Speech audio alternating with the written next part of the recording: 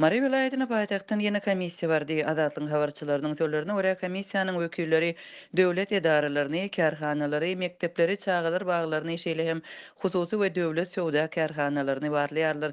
Jaýlaryň dezinfeksiýa edilişini hem işgärler tarapyndan arassaçylyk çäreleriniň bir jaý edilişini synlaýarlar. Aşgabatdan baran komissiýanyň wekilleri esasanam döwlet edaralarynda we dukanlarda, girelgelerde elleri dezinfeksiýa etmek düzgünniň adamlaryň gyzgynyny ölçemek talabyň berjä edilişine üns berýärler. Şeýle hem işgärleriň resmi namalaryny we nowatçylyk tertibini barlaýarlar diýip habarçymyz aýdýar.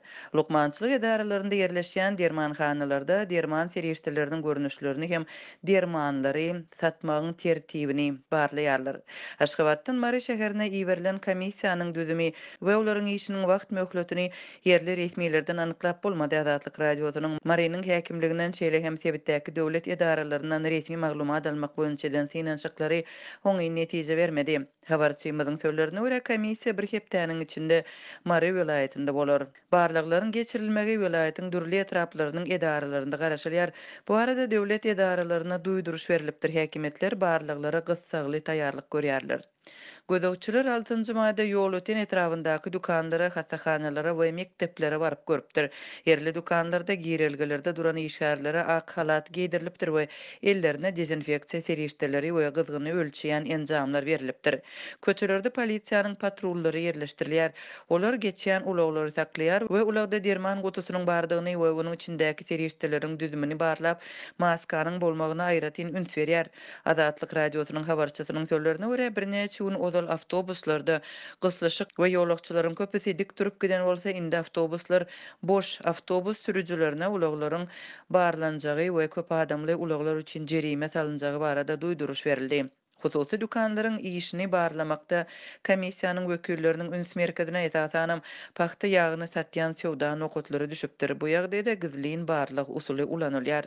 Habarçymyzyň gurrun bermegine görä bir aýal hususy dukanlara girýär we satuwda paxta ýagynyň bardygyny ýa ýokdugyny soraýar. Satyjy bar diýip jogap berse, ol bir şüşesini satyn alýar, soň bolsa daşaryk çykýar we haridi ýakyn ýerde duran awtologda oturan raýat geyimli kanun goraýjy daralaryň işgärlerine tapşyrýar.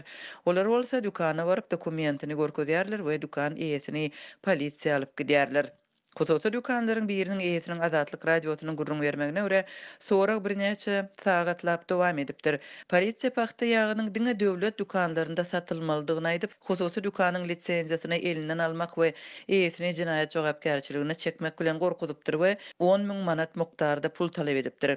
Olara beýle pulumyň ýokdugymy, sowdanyň gaty gowşakdygyny aýtdym. Soňra olar ýagyny ýerden satyn alandygymy bilmek istediler.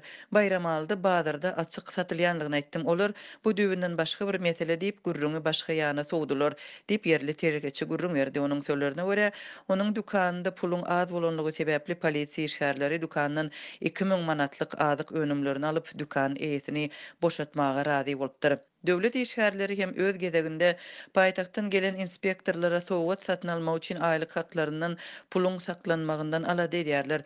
Geçmişde paýtagtyň barlykçy wekilleri üçin döwlet sektorundaky işgärlerden pul ýygnamak işi birnäçe gezek geçirilipdi. Türkmenistanda 2020-nji ýylyň iýul aýyndan bäri dezinfeksiýa çäreleri hökmany hasaplanýar. Global pandemiýanyň fonunda ýurdun häkimetleri COVID-19-yň ýaýramagynyň öňüni almak üçin ulanylýan talaplary girdi. Şol bir wagtyň özünde de ýurtda bu keseliň bardygyny henidem ikrar etmedi.